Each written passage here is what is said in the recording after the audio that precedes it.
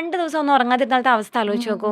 Feed ചെയ്യാൻ തുടങ്ങിക്കഴിഞ്ഞാൽ most probably ഒരു 3.5-4 months വരെ ഉറക്കമൊക്കെ ഞാണിമ്മക്കളിയാണ്. 1 മണിക്കൂറൊക്കെ കിട്ടിയ ഭാഗ്യം. അപ്പോൾ അത്രയും നിങ്ങൾ റെഡിയാണോ? ഇനി വലിയൊരു ഇപ്പോൾ ഉള്ള ഒരു സിറ്റുവേഷനിൽ കരിയർ, എല്ലാവരും കരിയർ ഫോക്കസ്ഡ് ആണ്. അപ്പം നിങ്ങൾ കരിയറിൽ ഒരു പീക്ക് നിൽക്കുമ്പോൾ ബയോളജിക്കൽ ക്ലോക്ക് ടിക്ക് ചെയ്തോട്ടെ, ദാറ്റ്സ് ഓക്കെ. അത് പിന്നെ ആണെങ്കിൽ നമുക്ക് റെഡിയാക്കാം. കാരണം ഇപ്പോൾ അതിന് കുറേ ഇപ്പോൾ ഫ്രോസൺ ഓവം ഒരുപാട് കാര്യങ്ങളുണ്ടല്ലോ. So what is your priority എന്നുള്ളത് ചിന്തിക്കുക.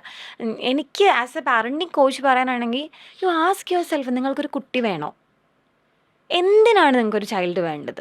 എന്നിട്ടാണ് അതിന് നിങ്ങൾക്കൊരു ക്ലാരിറ്റി ഉണ്ടെങ്കിൽ മാത്രമേ നിങ്ങൾ പാരൻറ്റിങ്ങിന് പോകേണ്ട കാര്യമുള്ളൂ. അല്ലാണ്ട് നമുക്കങ്ങനെ കുഞ്ഞുങ്ങൾ ഉണ്ടാക്കണം, നമ്മുടെ ജനസംഖ്യ റെഡിയാക്കണം, അങ്ങനത്തെ പ്രശ്നമൊന്നും നമുക്കിവിടെ ഇല്ല. So you better get ready for what you exactly want. And main thing is we are all evolving, changes are the only constant എന്ന് പറയും. പക്ഷെ നിങ്ങൾ ഈ മാറ്റത്തിന് റെഡിയാണോ എന്നുള്ളതാണ്. എല്ലാ ദിവസവും പുറത്ത് പോയി ഉള്ള ആൾക്കാരാണ് നമ്മളെ. 3 months അല്ലെങ്കിൽ പോട്ടെ ഒരു 1.5 മാസത്തോളം വീട്ടിൽ തന്നെ ഇരിക്കേണ്ടി വരും. അതുപോലും പോസിബിൾ അല്ല. നെയിൽ ആർട്ട് ചെയ്യുന്ന, ഇപ്പം അറ്റ്ലീസ്റ്റ് ത്രെഡിങ് പോലും, ഹെയർ കട്ട് എല്ലാം ചെയ്യുന്ന ആൾക്കാരാണ് ഇപ്പോഴത്തെ നമ്മുടെ എല്ലാ സ്ത്രീകളും. നമുക്ക് പുറത്തിറങ്ങാൻ ചിലപ്പോൾ പറ്റില്ല, കുറേ ട്രീറ്റ്മെൻറ്റ്സിന് പറ്റില്ല എന്ന് തന്നെ പറയും. നമ്മൾ ലാക്ടേഷൻ ചെയ്യുന്നത് കൊണ്ട് നമുക്ക് കുറേ ട്രീറ്റ്മെൻറ്റ്സ് തന്നെ ചെയ്യാൻ പറ്റില്ല.